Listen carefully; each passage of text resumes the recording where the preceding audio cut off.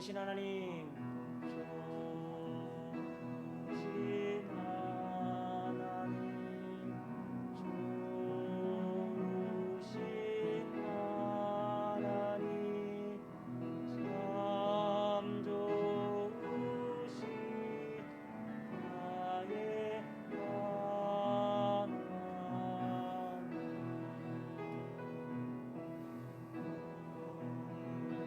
우리의 기도를 응답해 주시는 참 좋으신 나의 하나님. 마이크 들고 하셨으면 좋겠는데. 없는 축복을 우리에게 주시는 참 좋으신 나의 하나님.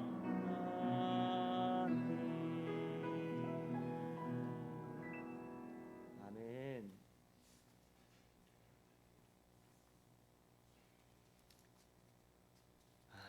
223장입니다. 223장.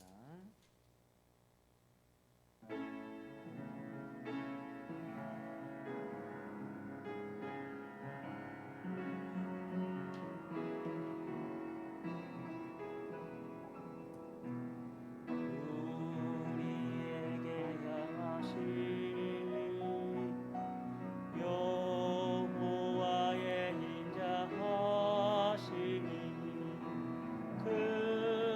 크고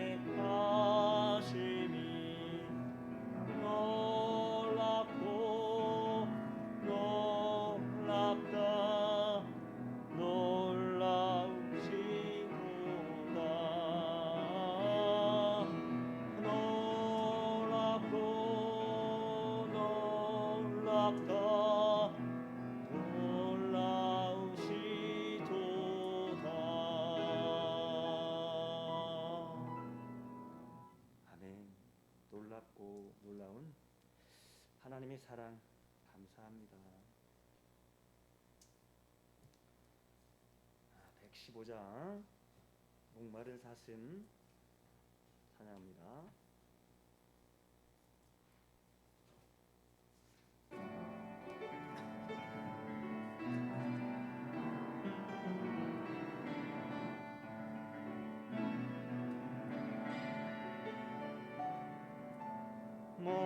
목마른 사슴 시내 물을 찾아 헤매이듯이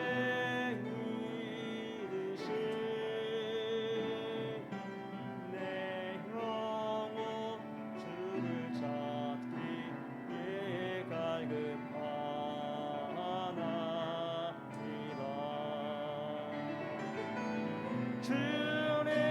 주님만이 나의 힘, 예 방패 나의 참 소망.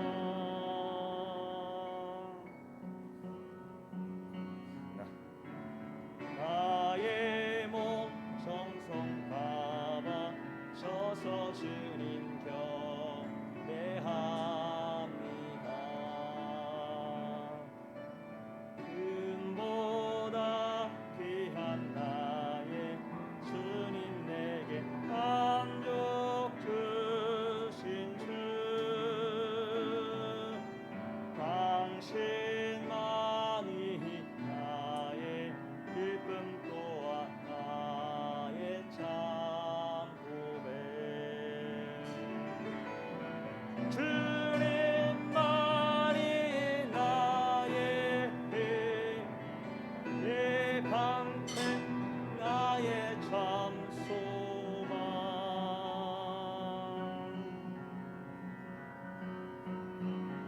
나의 몸 정성 담아 서서 주님 경배합니다.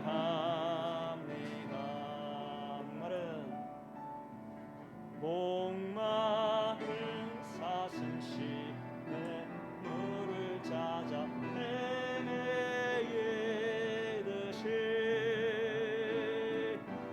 내 영혼 주를 찾기에 갈급하나이다.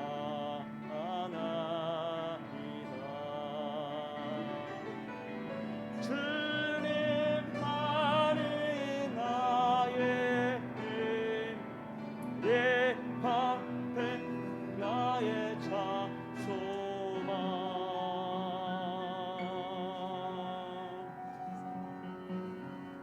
나의 몸 정성 담아 서서 주님 경배합니다.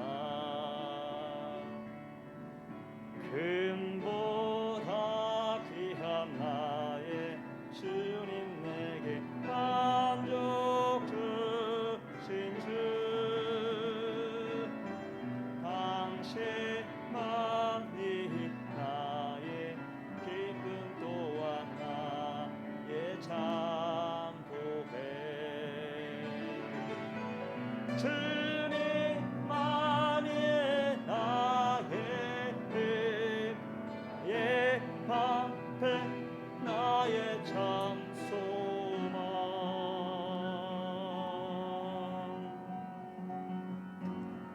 나의 몸 정성 담아 서서 주님 경배합니다.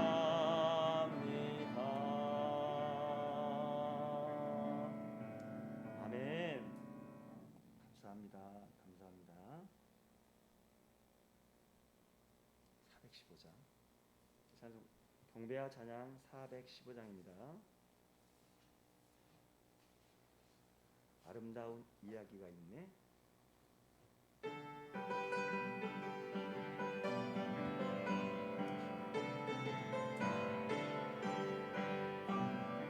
아름다운 이야기가 있네. 구세주의 사랑 이야기, 영광스러운 천국 떠난 사람, 나와 같은 죄인 구하려. 주님의 그 사랑 정말 놀랍네, 놀랍네.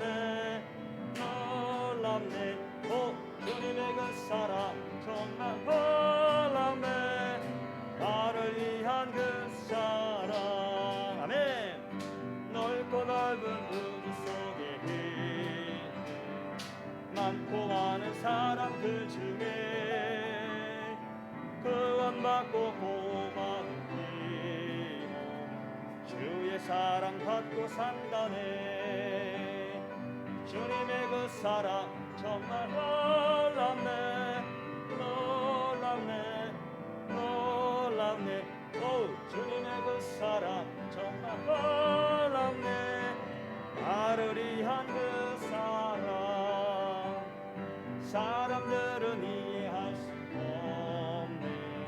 주를 보낸 하나님 사랑 이 사랑이 나를 살게 하네. 갈보리의 구속의 사랑 주님의 그 사랑 정말 놀랍네. 놀랍네. 놀랍네. 오, 주님의 그 사랑 정말 놀랍네. 나를 위한 그 사랑 한 번 더. 아름다운 이야기가 있네. 구세주의 사랑 이야기 영광스러운 천국 만난 사랑 나와 같은 죄인 구하려 주님의 그 사랑 정말 놀랍네. 놀랍네. 놀랍네. 오, 주님의 그 사랑 정말 놀랍네.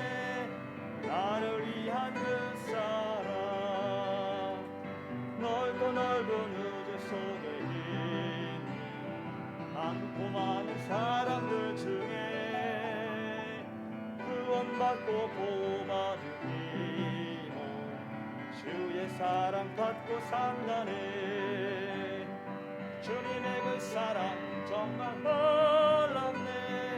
놀랍네. 놀랍네. 오, 주님의 그 사랑 정말 놀랍네. 나를 위한 그 사랑 사람들은 이해할 수 없네. 주를 보낸 하나님 사랑 이 사랑이 나를 살게 하네. 갈보리의 구속의 사랑 주님의 그 사랑 정말 놀랍네. 놀랍네. 놀랍네. 오, 주님의 그 사랑 정말 놀랍네. 나를 위한 그 사랑 3절 사람들은 이해할 수 없네. 주를 보낸 하나님 사랑 이 사랑이 나를 살게 하네. 갈보리의 구속의 사랑 주님의 그 사랑 정말 놀랍네. 놀랍네. 놀랍네. 오, 주님의 그 사랑 정말 놀랍네. 나를 위한 그 사랑. 아멘. 우리 예수님께 영광의 박수 올려드리겠습니다. 할렐루야. 감사합니다.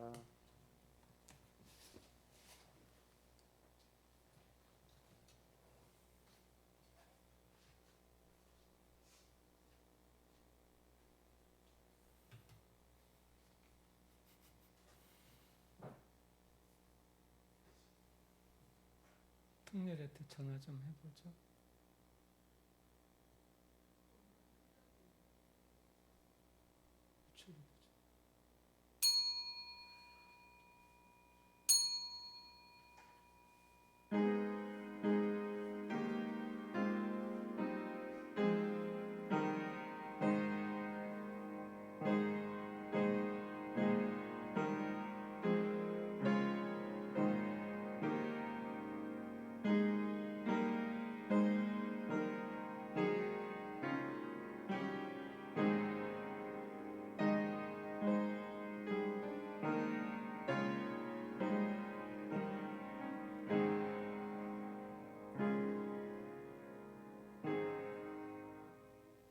하나님 아버지, 대림절 셋째 주를 맞아 오직 주님만을 사모하며 기다립니다.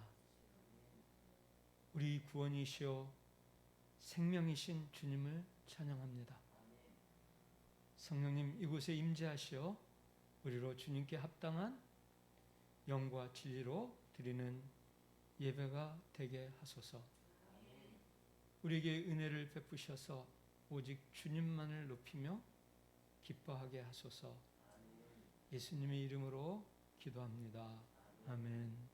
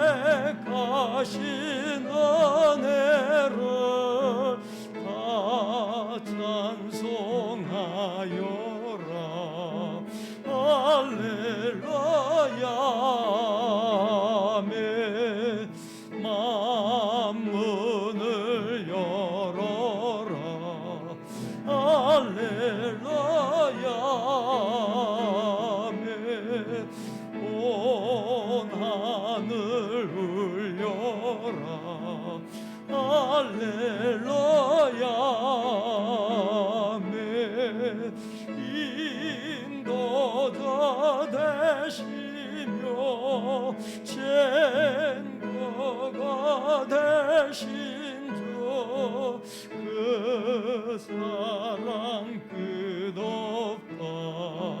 할렐루야 아멘. 주 찬양하여라. 할렐루야 아멘. 찬양은 끝없다. 할렐루야 아멘. 걸어간 집에서 천천길이며 늘 찬송 부르자. 할렐루야. 성도여 다 함께, 성도여 다 함께. 할렐루야 아멘. 주 찬양하여라.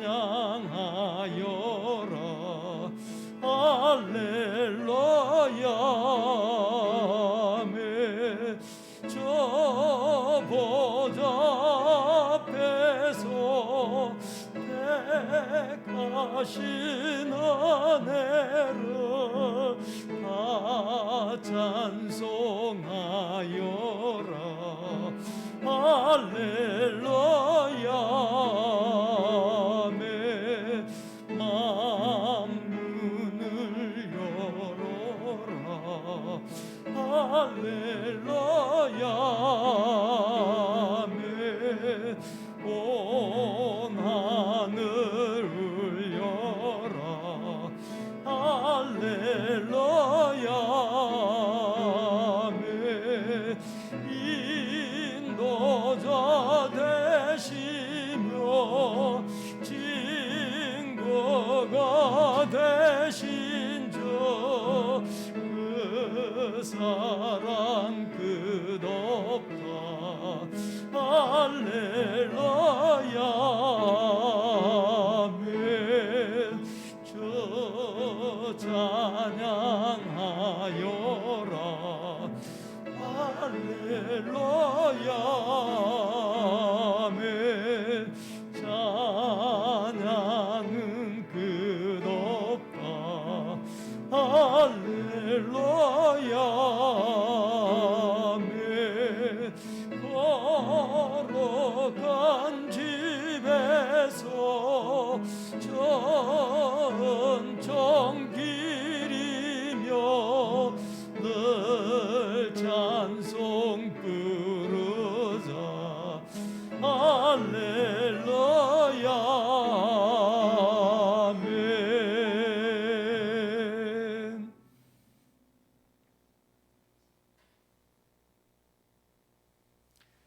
하늘에 계신 우리 아버지 이름을 거룩하게 하시며 아버지 나라가 오게 하시며 아버지 뜻이 하늘에서와 같이 땅에서도 이루어지게 하소서.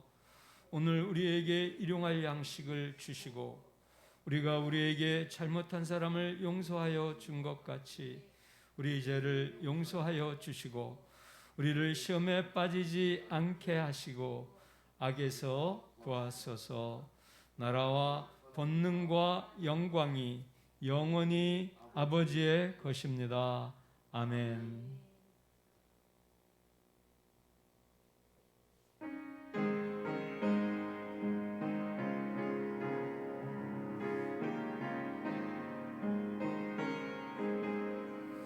내 영혼이 은총이 보증한 죄지 벗고 보니 슬픔 많은 이 세상도 천국으로 가노라. 할렐루야 찬양하세. 내 모든 죄 사함 받고 주 예수와 동행하니 그 어디나 하늘나라.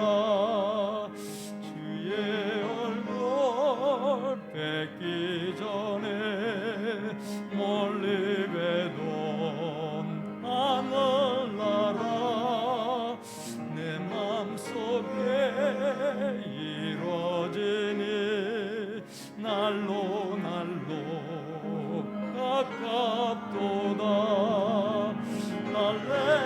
할렐루야 찬양하세. 내 모든 죄 사함 받고 주 예수와 동행하니 그 어디나 하늘나라. 높은 산이 거친 들이 조막이나 궁궐이나 내 주 예수 모신 곳이 그 어디나 하늘나라. 할렐루야 찬양하세.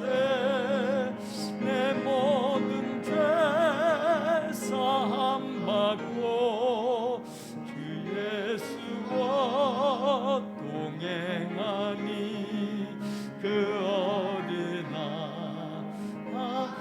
할렐루야 찬양하세. 할렐루야 찬양하세. 내 모든 죄 사함 받고 주 예수와 동행하니 그 어디나 하늘나라.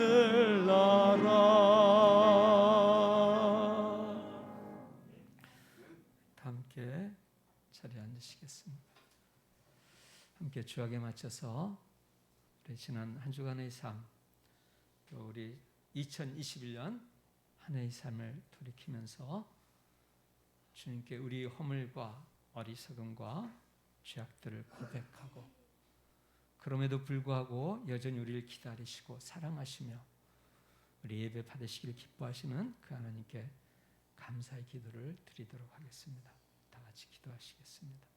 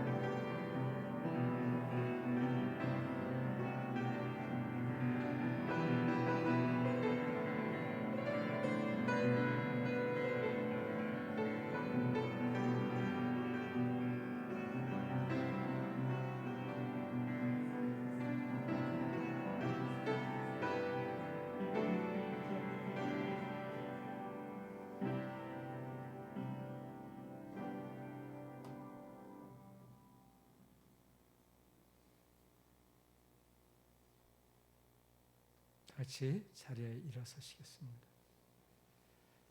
대표 봉독자를 따라서 말씀을 봉독하십니다.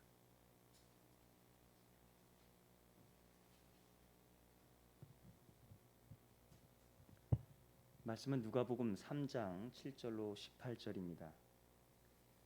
요한이 침례 받으러 나오는 무리에게 이르되 독사의 자식들아 누가 너희에게 일러 장차올 진노를 피하라 하더냐. 그러므로 회개에 합당한 열매를 맺고 속으로 아브라함이 우리 조상이라 말하지 말라. 내가 너희에게 이르노니 하나님이 능히 이 돌들로도 아브라함의 자손이 되게 하시리라. 이미 도끼가 나무 뿌리에 놓였으니 좋은 열매 맺지 아니하는 나무마다 찍혀 불에 던져지리라.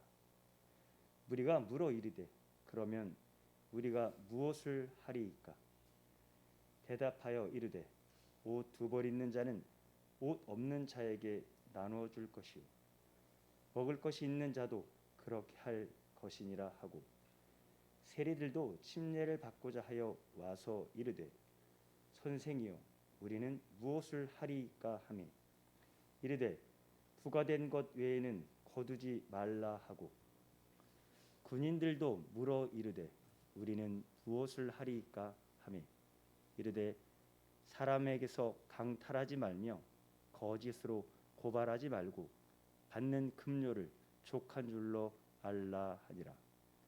백성들이 바라고 기다림으로 모든 사람들이 요한을 혹 그리스도신가 심중에 생각하니 요한이 모든 사람에게 대답하여 이르되 나는 물로 너희에게 침례를 베풀거니와 나보다 능력이 많으신 이가 오시나니 나는 그의 신발끈을 풀기도 감당하지 못하겠노라. 그는 성령과 불로 너희에게 침례를 베푸실 것이요 손에 키를 들고 자기의 타작마당을 정하게 하사 알곡은 모아 곳간에 들이고 쭉정이는 꺼지지 않는 불에 태우시리라. 또 그 밖에 여러 가지로 권하여 백성에게 좋은 소식을 전하였으나 아멘. 아멘. 네, 자리에 앉으시겠습니다.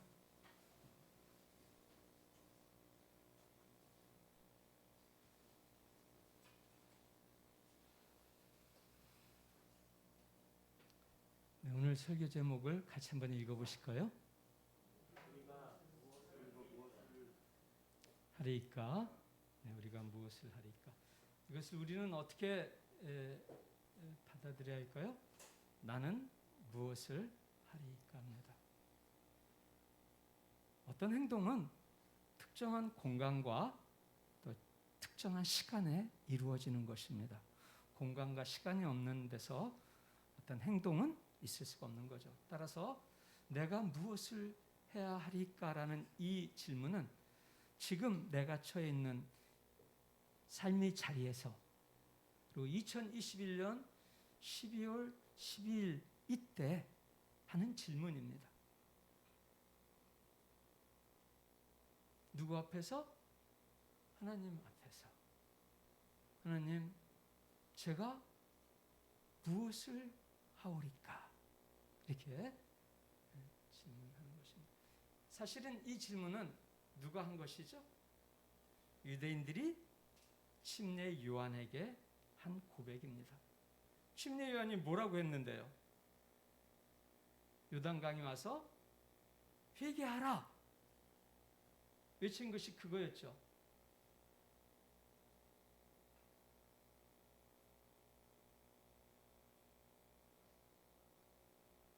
회개하라. 왜 회개하라고 했죠? 하나님 나라를 가지고 오시는 분이 오고 계시다. 내가 그분을 만나려면, 내가 그분을 영접하려면 돌이켜야 한다. 이제까지 삶의 방식에서 돌이켜서 그분을 기다리고 그분을 고대하고 그분 앞에 나가야 된다. 그러니까 침례 요한이 하는 일은 6개월 전에 예수님이 오시는 길을 준비하는 거예요. 물론 침례 요한도 침례를 베풀었습니다. 회개하는 침례였죠. 죄를 씻는 침례. 우리가 세례라고 말하는 거예요. 같은 말입니다. 세례나 침례나. 그러니까 침례 요한이 베푼 침례는 오신 예수님을 영접하기 위한 침례입니다. 이사야서에 보면은 하나님이 이사야가 우시아 왕이 죽던 해 하나님의 성전에서 하나님의 임재를 경험합니다. 그 순간 그는 땅에 엎드러지죠. 그리고 화로다 내가 망하였도다 라고 말합니다. 거룩하신 하나님을 죄인인 우리가 보게 되면 우린 죽게 되기 때문이죠. 하나님이 스랍들을, 천사의 일종입니다. 그 스랍들에게 불화절을 가져다가, 숯불을 가져다가 이사야의 입술을 쥐집니다. 이사야가 고백할 때 이렇게 고백하거든요. 화로다 내가 죽게 되었도다 그러면서 뭐라고 하면 입술이 부정한 자라고 자기를 말합니다. 입술이 부정하다는 거예요. 그래서 내가 죽게 되었도다 이렇게 말할 때 하나님이 스랍들을 통해서 이 화저로 불젓가락으로 숯을 가져다가 이사야의 입술을 찢어주십니다. 정결케 하죠. 그러자 이사야는 이제 하나님이 거룩한 임재만 느끼는 게 아니라 하나님의 음성을 듣습니다. 무슨 음성을 듣냐면 누가 우리를 위하여 갈고. 그래서 꼭 기억하셔야 돼요. 이사야 선지자가 언제 하나님의 음성을 들었어요? 입술이 찢어진 후에, 그가 정결케 된 후에 하나님의 음성을 들었어요. 이사야 선지자가 그렇게 말했어요. 예수님도 그 말씀을 인용하셨습니다. 장터에서 아이들이 노래를 불러도 춤을 춰야 되는데 춤을 추지 않는다. 곡하여도 저들이 슬퍼하지 않는다라고 말합니다. 우리 사람들이 하나님의 음성을 모두 다 들을 수 있는 게 아닙니다. 하나님이 듣게 하셔야 돼요. 그래서 이사야 선지자가 내가 주님을 위해 가겠나이다 할 때 하나님 뭐라고 말씀하시냐면 저희가 듣기는 들어도 듣지 못하는 백성에게 너희가 갈 것이다. 아니 들으려고 하지를 않는다라고 말합니다. 오늘날도 마찬가지입니다. 전도해 보셨지만 전도하셨으면 알겠지만 그냥 교제할 때는 대화가 잘 돼요. 차도 마시라고 하고 얘기도 하고 그러다가 예수님 이야기만 하면 태도가 바뀝니다. 피곤하다는 둥, 지금은 때가 아니라는 둥, 듣기 싫다는 둥, 희한해요. 예수님 얘기만 하려고 하면은 태도가 바뀌어요.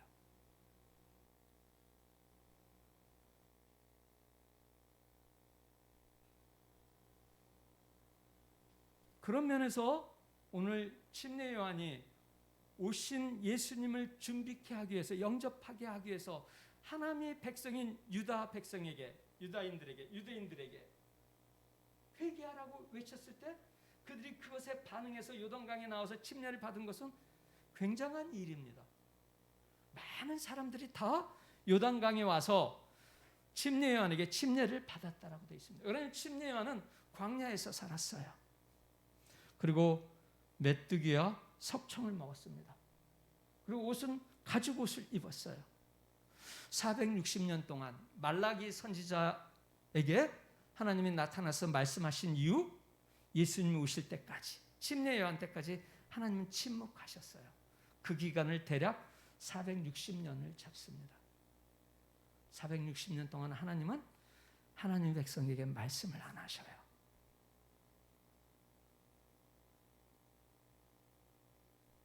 그러시다가 때가 되자 침례 요한에게 말씀하셨어요. 침례 요한은 마지막 선지자, 예언자였습니다. 하나님이 보낸.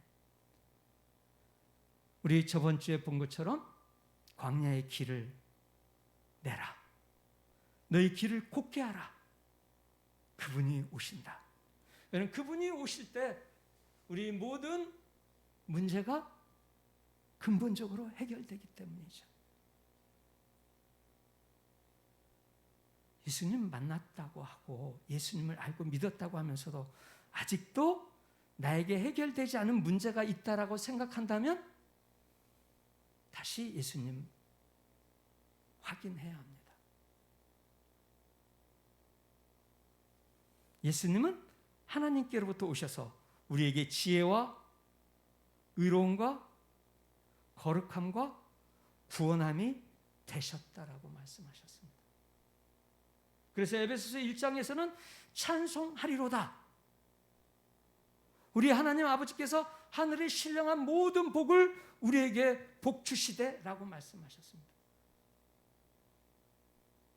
예수님을 하나님의 아들이요 나의 구주로 고백한 사람들에게는 모든 문제가 예수님 안에서 해결되었습니다. 그 사실을 알아야만 진정한 우리 예수님 주신 자유, 평화를 누릴 수 있는 것입니다.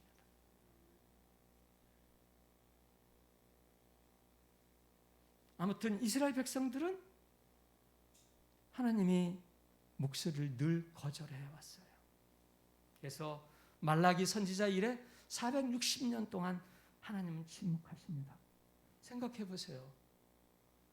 하나님이 아무 말씀을 안 하신다고 우리가 그렇게 예배를 드리고 기도하고 성경 공부를 하고 그런데도 하나님의 음성을 못 듣는다면 얼마나 답답하겠어요. 얼마나 힘들겠어요. 우리 연약함이 이 세상의 유혹을 어떻게 이겨내겠어요. 하나님의 음성을 들을 때만 우리는 다시 새 힘을 얻어서 세상을 이기고 나를 이길 수 있는 거거든요. 근데 예배를 드려요. 말씀을 읽습니다. 기도합니다. 그런데도 하나님의 음성을 못 들어요. 너무 오래돼서 그게 조금도 이상하지 않아요. 당시 침례 요한이 460년 만에 하나님이 보내심을 받아서 회개하라고 외칠 때 많은 유다인들이 요단강에 나와서 침례 요한에게 침례를 받습니다. 그런데 오늘 놀랍게도 침례 요한은 자기 예언자의 목소리를 듣고 돌아온 침례를 받기 위해서 돌아온 하나님의 백성에게 뭐라고 말하는 줄 아십니까? 독사의 자식들아 그럽니다. 너무 좀 심한 거 아닙니까? 아니 침례하니 회개하라 외치는데도 오지 않는 사람들도 있는데 그 회개하라는 음성에 반응해서 침례안에 가서 침례를 받으러 오는 자기 죄를 씻겨서 나오는 사람들에게 침례하는 독사의 자식들이라고 말합니다. 제가 여러분에게 만약 독사의 자식들이라고 했다고 해봅시다. 무슨 일이 일어날까요? 목사님은 침례 요한이 아니잖아요. 하나님 음성 들으셨어요? 라고 이렇게 말씀하실런지 모르겠지만 아니 하나님 백성 가운데 침례 요한이 나와서 외치는데도 반응하지 않는 사람들이 독사의 자식들 아니겠어요?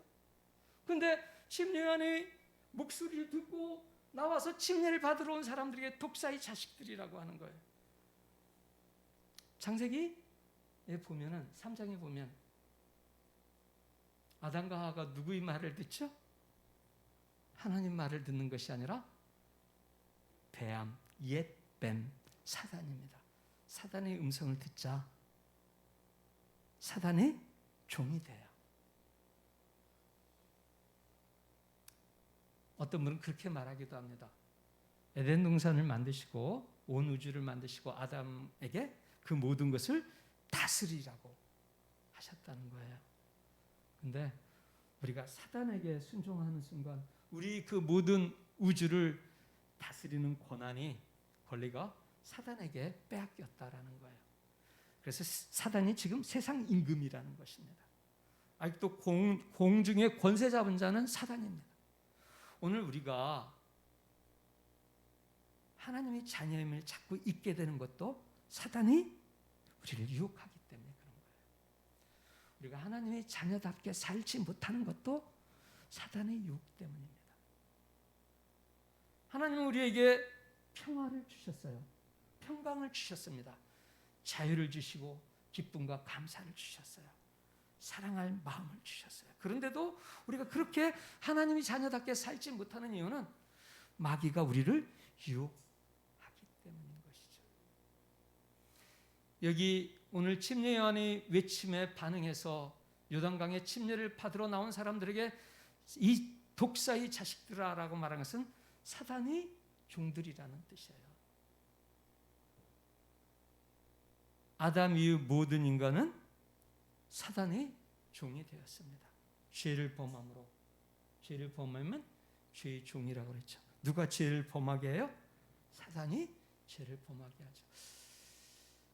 여러분, 사단이 원래 출신이 뭔지 아시죠? 계명성이었습니다. 가장 높은 천사 중에 하나였어요. 천사가 하나님께 거역하죠. 자기 높은 지위에 만족하지 못하고 하나님을 대항해요. 천사가 뭐로 바뀌었어요? 사단으로 바뀌었습니다. 하나님의 백성인 유다인들이 하나님을 거역하고 끊임없이 우상을 섬기게 됨으로 말미암아 하나님의 자격을 잊어버린 거예요. 권리를 잊어버린 것입니다. 하나님의 자녀가 독사의 자식이 된 겁니다. 왜 그들에게 독사의 자식이라고 했을까요? 여기 보면은 회개에 합당한 열매를 맺지 않았기 때문이라고 말합니다. 오늘 읽은 본문에 의하면 회개에 합당한 열매를 맺어라. 회개는 단순한 뉘우침이 아닙니다. 고백이 아니에요. 죄의 고백과 뉘우침만이 아니라 나아가서 내가 뉘우쳤던 그 잘못에서 돌아서는 것입니다. 그게 온전한 회개예요. 침례 요한에게 있어서 그들이 요단강에 나와서 침례를 받으려고 하는 이유는 진정으로 하나님께 돌아서지 않고 임박한 심판을 피하려고 하는 것 때문에 그렇게 말했다고 오늘 본문은 말씀하십니다. 한번 볼까요?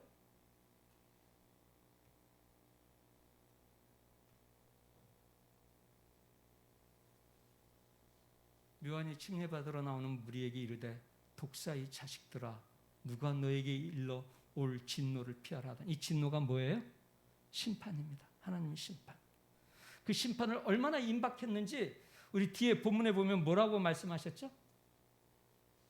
이미 도끼가 나무 뿌리에 놓였다는 거예요. 우리가 나무예요. 나무인 나를 지탱해 주는 게 뿌리잖아요. 근데 도끼가 하나님의 심판의 도끼가 이미 나무 뿌리에 놓였대요. 좋은 열매 맺지 않는 나무마다 찍혀 불에 어디에 던져진대요? 지옥에 어둠에 던져질 거래요. 이미 심판이 이르렀어요. 조금 이따 말씀드리겠지만 심판은 주님이 다시 오실 때 이루어질 영원한 심판도 있지만 예수님이 오셔서 복음을 전할 때 그 복음을 듣는 순간 심판이 이루어집니다. 기억하십시오. 심판은 주님이 다시 오실 때 이제 올바로 정의를 세우고 이 세상의 모든 악을 제거하고 사망 권세를 깨부시고 새로운 하나님 나라를 세우시고 우리와 영원히 사시는 그 심판도 있지만 예수님이 복음을 전할 때 그 순간에도 심판은 이루어진다고요. 예수님을 영접하느냐 예수님을 거절하느냐에 의해서 빛과 어둠으로 심판이 순간순간 일어나는 것이죠. 아무튼 이스라엘 백성 하나님의 자녀에게 아브라함의 후손들에게 침례 요한은 독사의 자식들이라고 말하고 있는 이유가 그들이 임박한 재앙만 피하려고 하지 장차 올 진노, 심판만 피하려고 하지 근본적으로 자신을 변화시켜서 하나님께로 돌아서려고 하지 않는다는 것입니다. 볼까요? 그러면서 이 이스라엘 백성들에게 말합니다. 회개에 합당한 열매를 맺어라. 그리고 속으로 우리가 아브라함이 자녀인데, 아브라함이 우리 조상인데, 이 말은 뭐냐면 우리가 하나님 백성이라는 뜻이에요. 맞아요. 하나님 백성이었어요. 지금도 하나님 백성이에요. 근데 하나님 백성이 그 자격을 잃어버리고 권리를 잃어버리고 우상의 종노릇 하고 있는 거예요. 자기의 육신의 종노릇 하고 있는 것입니다. 거기서 돌이켜서 다시 하나님 자녀로서의 자격을 회복하기 위해서 하나님께 돌아서라. 예수님 앞에 나와서 예수님 영접하라, 이 뜻입니다. 오늘 우리가 예수님 믿어서 하나님 자녀 되었어요. 이 침례 요한이 요단강에 침례 받으러 나온 백성에게 한 말을 우리에게 한번 적용해 보십시오. 나는 구원받은 하나님의 자녀인데, 근데 늘 하나님 뜻과 다른 방향으로 가고 있어요. 하나님을 실망시켜요. 하나님 마음을 아프게 하셔요. 하나님 우리에게 자유를 주셨는데도 아직도 종노릇하고 있어요. 그러면은 어떻게 되겠어요? 내가 예수님 믿어서 구원받았는데 라고 말하면서 하나님이 원하시는 길이 아니라 전혀 다른 길을 가고 있다면, 여기 침례 요한은 말하고 있습니다. 하나님이 이 길거리는 돌들로도 아브라함이 자손이 되게 할 수 있다. 너희가 하나님 자녀라고 말하지 말라. 하나님 자녀다운 삶을 살기 위해서 다시 돌이키라는 것입니다.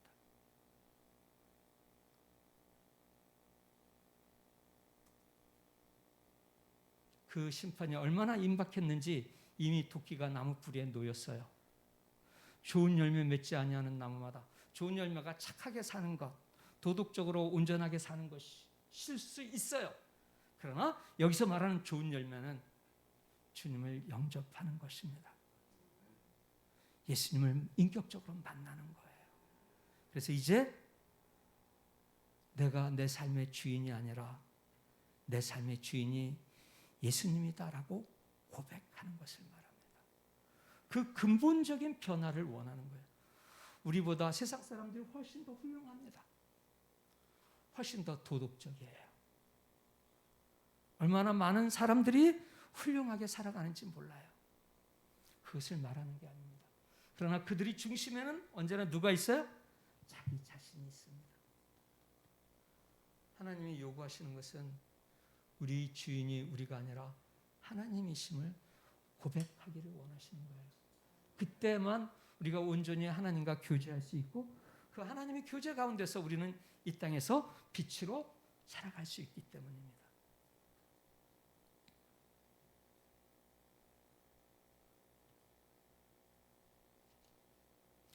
우린 침례 요한에 나온 백성들처럼 예수님을 믿는 목적이 그저 이 땅에서 잘 먹고 잘 살다가 지옥 가지 않는 수단으로 전락된 경우가 너무나 많이 있습니다.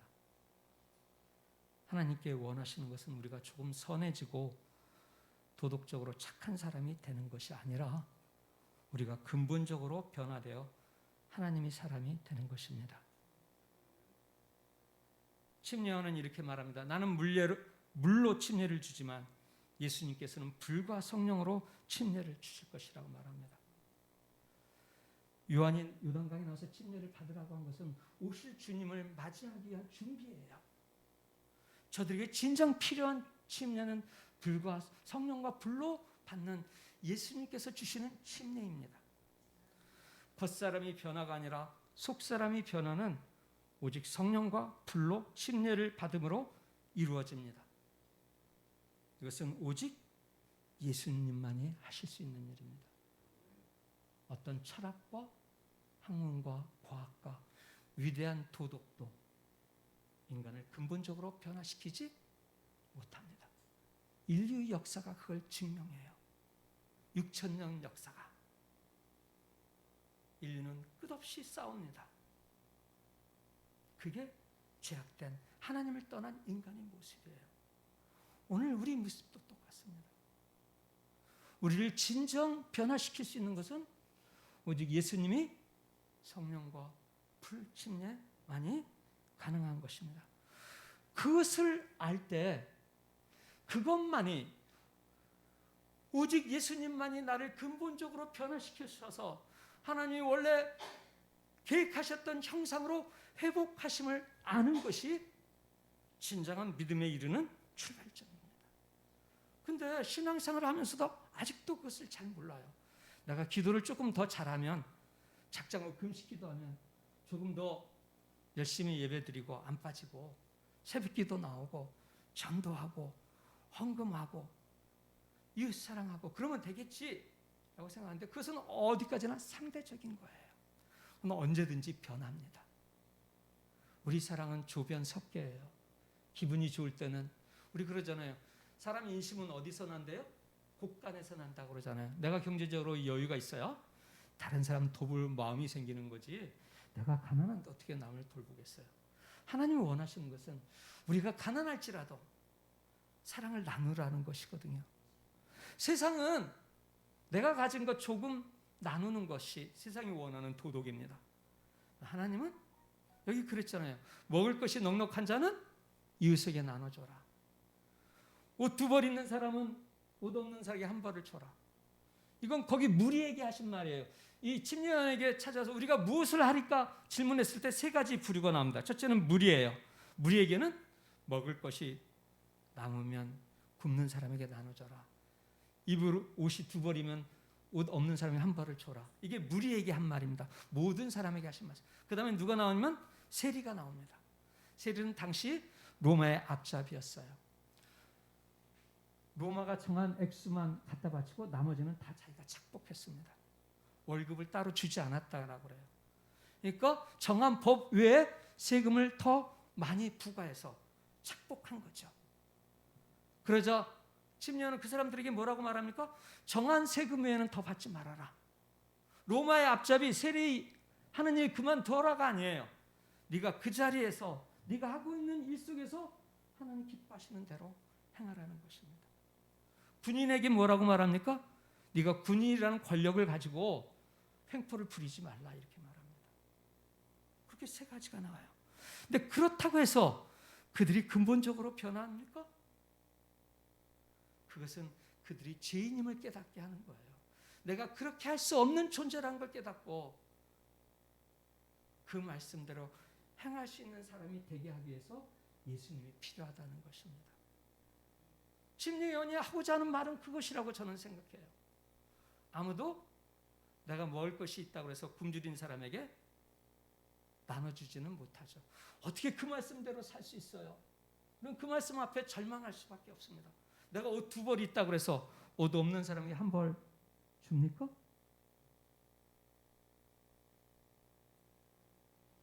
침례원이 자신에게 나온 사람들에게 회개의 열매를 맺으라고 했을 때 그 열매는 그들이 도덕적으로 바르게 사는 것도 포함되기는 하지만 저들이 근본적으로 그것을 행할 수 없는 자기가 죄인이고 연약한 존재를 깨닫게 하는 거예요.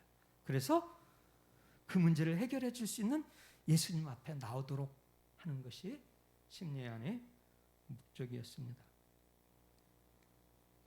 성령님은 복음을 깨닫게 하셔서 예수님을 자신의 구원의 주님 곧 그리스도로 받아들이게 하시고 불은 우리 죄악을 깨끗하게 태워 없애시는 하나님이 임재입니다. 이게 언제 일어났어요? 성령과 불로 침례를 일으키는 사건이 언제 일어났죠? 오순절 마가의 다락방에서 바람이 불고 불이 혀 같은 것이 저들 각 사람 머리에 임했다라고 하잖아요. 성령님이 오시고 불세례가 임합니다. 그래서 저들이 전혀 다른 사람으로 변합니다. 마가 다락방에 있던 120명은 전혀 다른 사람으로 변해요. 좀 더 착해진 사람, 좀 더 믿음 있는 사람, 그런 사람으로 변한 게 아니에요. 이제 전혀 새로운 사람으로 바뀝니다. 그것이 예수님을 영접할 때 일어나는 일입니다. 오늘 우리가 꿈꾸고 우리가 원하는 것은 바로 그것입니다. 우리가 근본적으로 어둠의 자식이 빛의 자녀로 바뀌는 거예요. 마귀의 종로로 타던 우리가 하나님의 자녀가 되는 사건, 이것이 근본적인 변화예요. 이 오직 근본적인 변화는 예수님만이 우리에게 주실 수 있는 것입니다. 독사의 자식이 하나님의 자녀로 변하게 되는 것은 사람으로는 불가능합니다. 그것은 오직 하나님께서 하시는 일입니다. 예수님을 그리스도로 받아들이게 함으로써 일어나는 하나님의 기적입니다. 거듭남은 오직 하나님만이 하시는 일이에요. 끝없이 우리로 자신의 의를 의지하게 하려는 사탄의 속임수를 뿌리치고 우리 모든 애씀과 공로를 버리고 오직 예수님 십자가 보혈을 의지합시다. 우리 모든 애씀과 성취는 하나님 앞에 낡은 옷에 지나지 않습니다. 오직 예수님의 의만 하나님 앞에 받아들여질 수 있습니다. 예수님은 그래서 이렇게 말씀하셨죠. 내가 길이요 진리요 생명이니 나로 말미암지 않고는 아버지께로 갈 자가 없느니라. 그렇게 명백한 말씀이 있는데도 우린 여전히 내 의로 내 성취로 하나님 앞에 나가려고 해요. 나의 성취는 언제나 무너지잖아요. 언제나 부족하잖아요. 내 의는 언제나 더럽잖아요. 그러니까 늘 불안하고 늘 평안을 누리지 못하고 사는 거죠. 그게 불가능하다라고 말씀하셨는데, 그거 가지고는 안 된다라고 말씀하셨는데, 그리고 내 신앙 경험이 그것을 말해주고 있는데도 그걸 빨리 포기하고 주님 앞에 나가야 되는데,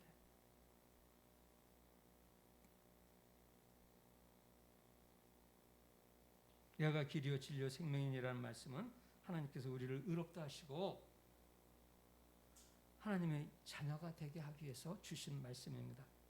그래서 사도 바울은 나는 날마다 죽노라라고 고백했습니다. 자기 의와 성취를 버리고 오직 예수님의 의인 십자가만 의지하겠다는 고백이자 다짐입니다. 오직 예수님만이 우리 인간에게 진정하고 기쁘고 복된 소식입니다. 이 복음만이 우리를 자기 의와 자기 성취라는 멍에에서 쉬게 할 수 있습니다. 예수님이 우리에게 지혜와 의로움과 거룩함과 구원함이 되셨다고요. 그 예수님이 이미 2000년 전에 오셨고 오늘 우리에게까지 오셨습니다. 하나님 뜻을 이루시고 하나님 우편으로 올라가시면서 다시 오시겠다고 약속하셨습니다. 예수님께서는 다시 오실 것입니다. 온전한 회복과 성취를 위해 하나님의 때에 오십니다. 그분이 오실 날이 임박한 것은 알지만 언제인지는 모르기 때문에 우리는 깨어 있어야 합니다. 항상 준비하고 있어야 합니다. 성도님들은 준비가 되셨나요? 침례 요한 당시 유대인은 그리스도인 예수님을 영접하려면, 이제 시작된 하나님 나라에 들어가려면 어떻게 해야 하느냐고 물었습니다. 오늘 우리도 우리 자신에게 질문해야 됩니다. 내가 어떻게 해야 하나님 나라에 들어갈 수 있습니까? 말씀과 성령님 앞에 두 가지 질문을 해야 됩니다. 첫째, 나는 진정으로 예수님을 영접했는가? 예수님은 내 안에 계신가? 나는 예수님 안에 있는가? 그것을 내가 분명 확신하고 있는가? 둘째, 예수님을 영접함으로 시작된 하나님 나라를 지금 내가 누리고 있는가? 그 하나님 나라를 살고 있는가? 다시 말하면 하나님이 다스림 안에서 순종하면서 그분과 함께 살아가는 것이 하나님 나라가 이루어지는 것입니다. 누가복음에 있어요. 하나님 나라는 여기 있다 저기 있다 할 것이 아니요 너희 안에 있느니라 말씀하셨습니다. 오고 있는 하나님 나라도 있지만 우리 안에 있는 하나님 나라도 있습니다. 그 우리 안에 있는 하나님 나라 속에서 살고 있는 사람만이 다시 오실 예수님을 올바로 기다릴 수 있습니다. 어떤 어려움에도 넘어지지 않습니다. 그 어떤 시련 속에서도 좌절하지 않습니다. 내 안에 하나님 나라가 있으니까 흔들리지 않는, 유동하지 않는 하나님 나라가 우리 속에 예수님 안에 있기 때문입니다. 예수님을 영접함으로 시작된 하나님 나라를 지금 누리고 있으며 오고 있는 하나님 나라를 기다리고 있는가? 두 가지 질문입니다. 심리하는 당시 이스라엘 백성들에게 예수님을 준비케 하려고 회개하라고 했지만 오늘 우리는 예수님 오신 지 이미 2000년이 넘었습니다. 우리가 예수님을 영접한 지도 여러 해 됐어요. 그렇다면 그분이 지금 내 안에 계시고 있는가? 나는 그분 안에서 그분과 함께 살아가고 있는가? 그리고 그분이 다시 오셔서 온전하게 하나님 나라를 이루실 것을 기대하고 있는가? 구원과 심판은 언제나 오늘이고 지금입니다. 이미 도끼가 나무 뿌리에 놓였다. 좋은 열매를 맺지 아니하는 나무마다 찍혀 불에 던져지리라. 불에 던져진다는 말은 심판에 던져지는 것입니다. 선포는 언제나 지금 이곳에서 적용됩니다. 모든 사람이 구원을 보리라 한 것처럼 하나님은 모든 사람이 구원받기를 원하십니다. 아무도 심판에 이르기를 원하지 않으십니다. 구원받기를 원하면 지금 하나님 나라를 누리고 오고 있는 하나님 나라에 들어가려면 예수님을 하나님의 아들과 구원의 주로 받아들여야 합니다. 하나님의 선물인 예수님을 거절하는 그것이 바로 저주이고 심판입니다. 요한복음 3장 16절 18절 이렇게 말씀하십니다. 3장 16절은 너무나 잘 아시니까 그 다음부터 제가 말씀드릴게요. 하나님이 그 아들을 세상에 보내신 것은 세상을 심판하려 하심이 아니요 그분으로 말미암아 세상이 구원을 받게 하려 하심이라. 이게 하나님의 뜻이에요. 모든 피조물을 예수님을 통해서 구원하시는 것, 빛의 자녀로 만드는 것, 그것이 하나님의 뜻이에요. 계획입니다. 근데 그 다음에 중요해요. 그를 믿는 자는 심판을 받지 아니하는 것이요 믿지 아니하는 자는 하나님의 독생자의 이름을 믿지 아니하므로 벌써 심판을 받은 것이다. 심판은 제가 두 가지가 있다고 그랬죠. 복음이 선포되는 그 순간 그 복음을 받아들이는 사람은 구원을 받는 것이고 그것을 거절하는 순간 그는 심판을 받은 것입니다. 이미 심판을 받았어요. 그 증거가 뭐라고 했습니까? 그 정죄는 이거니 심판받은 증거는 이것이니 곧 빛이 세상에 왔을 때 사람들이 빛보다 어둠을 더 사랑한 것이라. 내가 빛보다 어둠을 더 사랑한다면 이미 심판받은 것입니다. 난 주님 영접하지 않은 것이기 때문이죠. 어둠을 사랑한 사람은 인생이 어디서 와서 어디로 가는지 모릅니다. 여러분 어디에서 오셨어요? 어디로 가고 계십니까? 어둠에 있는 사람은 예수님을 영접하지 않은 사람은 예수님이 자신의 주인이 아닌 사람에게는 이것에 대답할 수가 없어요. 삶의 목적이 없습니다. 그저 생명이 있으니까 살아가는 거예요. 그러므로 참된 만족과 안식이 없습니다. 무엇을 해도 불안하고 평안이 없습니다. 기쁨과 감사보다는 원망과 불평할 때가 더 많습니다. 이게 지옥이 아니고 무엇이겠습니까? 이게 어둠이 아니고 무엇이겠냐고요. 빛 안에 있는 사람은 자신이 하나님께로부터 와서 하나님께로 돌아간다는 것을 압니다. 인생의 목적은 하나님을 영화롭게 하고 그분을 영원히 기뻐하는 것임을 압니다. 모든 것이 은혜이고 감사입니다. 그러므로 아무것도 염려하지 않습니다. 아니 전혀 하지 않는다는 게 아니에요. 잠시 어려우면 우리에게 문제가 오고 고통이 오면 염려해요. 그러나 계속해서 염려하지 않는다는 뜻이에요. 곧바로 하나님께 돌아가고 하나님 말씀을 통해서 위로를 받고 세움을 얻고 하나님이 나의 아버지시지 하나님 불꽃 같은 눈으로 나를 지켜보고 계시지 하나님이 내 안에서 시작하신 선한 일을 그날까지 완성하신다고 하셨지 그 말씀을 통해서 다시 그 두려움과 불안을 이겨낸다는 말입니다. 아무것도 염려하지 않습니다. 아니 잠시 염려할 수는 있어요. 그러나 다시 그 염려를 신실한 하나님을 기억하고 내 안에 계신 예수님을 말미암아 염려를 떨쳐 버리는 것입니다. 하나님께서 내 아버지신데 무엇을 두려워하겠습니까? 이게 주님이 내 안에 우리가 주님 안에 있을 때 그것이 바로 천국인 것이죠. 대림절 셋째 주일입니다. 이미 오셔서 우리 안에 계신 예수님과 동행하는 것을 방해하는 것이 무엇입니까? 심리원이 이스라엘 백성에게 회개하라고 외친 것처럼 오늘 하나님은 본문 말씀을 통해서 우리로 하여금 이미 온 하나님 나라를 누리지 못하게 하는 모든 것들을 제거하기를 원하십니다. 회개의 열매를 맺어라. 행동으로 말씀에 아멘하고 행동으로 그것을 옮기라고 요구하십니다. 예수님 안에 모든 것이 있습니다. 평화? 예수님 찾아가십시오. 기쁨? 예수님 만나십시오. 형통한 것, 미래에 대한 꿈, 예수님에게 찾아가십시오. 예수님 안에 모든 것이 있습니다. 평안도, 기쁨도, 감사도, 사랑도, 안식도 모두 그분 안에 있습니다. 우리가 예수님 안에 있다는 것을 기억하면 코로나19나 그보다 더한 것도 우리 평안을 빼앗지 못합니다. 그러나 여기 이 땅은 온전하지 못합니다. 우리가 주님 안에 있지만 여전히 죄와 싸워야 하고 완전한 정의와 평안은 아직 오지 않았습니다. 그래서 주님이 다시 오시는 것입니다. 대림절을 보내며 다시 오실 주님이 저와 여러분의 진정한 소망인지 확인합시다. 심리요한 앞에서 유대인들은 우리가 무엇을 해야 합니까? 물었지만 우리는 그 답을 이미 가지고 있습니다. 혹시 그 답을 잊지 않았는지 확인합시다. 그것이 우리가 해야 할 일입니다. 말라기 3장 7절에서 하나님께서는 이렇게 말씀하셨습니다. 내게로 돌아오라. 그리하면 나도 너희에게로 돌아가리라. 하나님은 언제나 우리에게 돌아오고 싶어 하셔요. 우리가 하나님께 돌아가지 않는 것입니다. 그래서 그분을 만나지 못하는 거예요. 그분을 만나지 않기 때문에 그분이 나와 함께 하고 있는 것을 지금 누리지 못하기 때문에 우리가 세상에서 고통받고 나의 연약함 때문에 고통받는 것입니다. 주님 우리 연약함을 아십니다.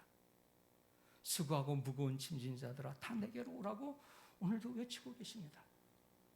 내게로 돌아오라. 그러면 나도 너에게로 돌아가리라. 아멘. 기도하시겠습니다.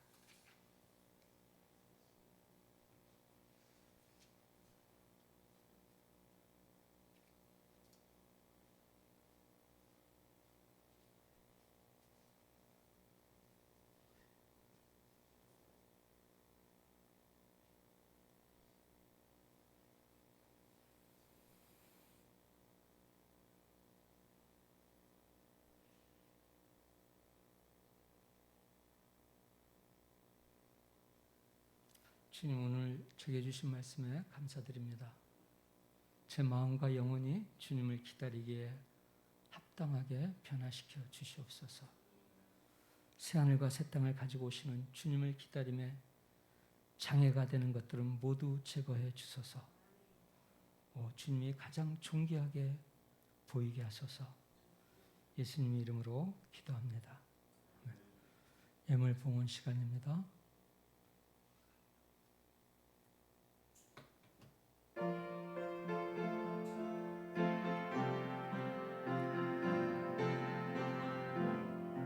이 몸의 소망 무언가 오리 주 예수뿐일세. 우리 주 예수 밖에는 믿으리 아주 없도다. 주 나의 반석이시니 그 위에 내가 서리라. 그 위에 내가 서리라. 무섭게 바람 부는 밤 물결이 높이 설렐 때 우리 주 크신 은혜의 소망에 닿칠 줄이라. 주 나의 반석이시니 그 위에 내가 서리라. 그 위에 내가 서리라. 세상에 믿던 모든 것 끊어질 그날 되어도 구주의 언약 믿사와 내 소망 더욱 그리라. 주 나의 반석이시니 그 위에 내가 서리라. 그 위에 내가 서리라.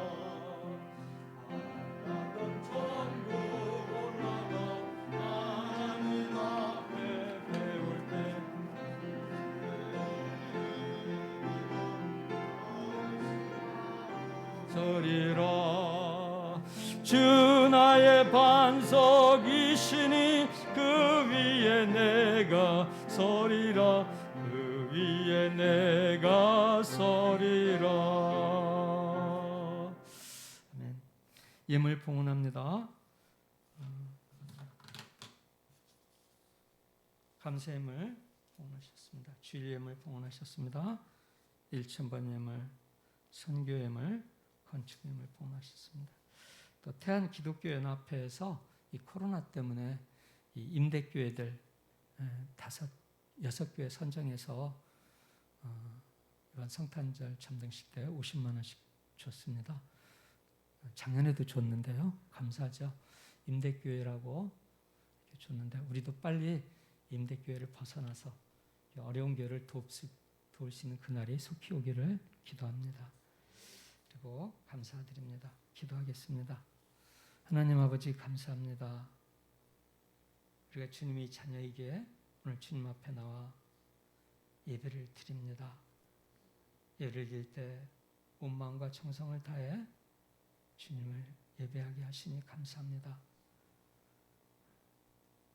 주님의 말씀을 따라 주일 예물로, 감사 예물로, 1,000번 예물로, 건축 예물로, 선교 예물로 드리게 하시니 감사합니다. 주님, 저들이 이 땅에 살아가는 동안 필요한 물질 주님 부족함 없도록 공급해 주시고 늘 부족한 가운데서도 나누고 하나님께 드릴 수 있는 넉넉한 마음, 주님 마음을 허락해 주시옵소서. 물질에 종되지 않게 하시고 물질을 다스리며 정복하는 믿음의 사람들 되게 해 주시옵소서. 이 물질이 쓰이는 곳마다 영원히 살아나게 하시고 하나님 나라가 확장되게 하여 주시옵소서. 감사드리옵고 축복하며 예수님 이름으로 기도합니다. 아멘. 네, 다음 주부터 성경 교재를 가지고 공부할 생각입니다. 오늘까지만 우리 다니엘 기도의 간증 하나 듣고 다음 주부터는 교재를 가지고 공부하도록 하겠습니다. 네, 우리 5분 다 기억하시죠? 원래 시간 있으면 같이 기도할 시간을 가지려고 했는데 오늘도 시간이 좀 지나서 꼭 기억하시고 기도할 때마다 이름을 부르시면서 불쌍히 여겨달라고 꼭 중보기도 해주시기 바랍니다. 성탄절이 곧 다가오고 있습니다. 성탄의 기쁨이 회복되게 해달라고 기도하시고요. 또 이웃과 함께 주님 오심을 기뻐하고 전하기 위해서 작은 선물을 준비해서 이렇게 나누었으면 좋겠습니다. 그 다음 2부 예배 점심 식사 후에 있습니다. 김밥으로 대신하는데요. 간증 테이프 들으니까 꼭 같이 들으셨으면 좋겠습니다. 네, 감사합니다. 우리 다 같이 일어나시겠습니다. 축복기도 함으로 마치겠습니다. 주님께서 내게 복을 주시고 너를 지키시기 원하며 이와는 그분이 얼굴을 내게 비추사 은혜 베푸시기 원하며 이와는 그분이 얼굴을 내게로 향하여 드사 평강 주시기를 원하노라. 이제는 우리 구주 예수 그리스도의 은혜와 하나님 아버지 무한하신 사랑과 성령님이 내주 교통 인도 감동하심이 이제 우리가 무엇을 하오리까 침례 요한에서 고백했던 유다 백성들처럼 이미 오신 주님 그리고 다시 오실 주님을 맞이하기 위해서 오늘 제가 무엇을 하오리까 고백하고 기도하는 사랑하는 성도들과 그 성도들의 가정과 자녀와 생업과 직장과 우리 푸른 교회와 우리 대한민국 위에 이제로부터 영원토록 함께 하시기를 간절히 축원하옵나이다.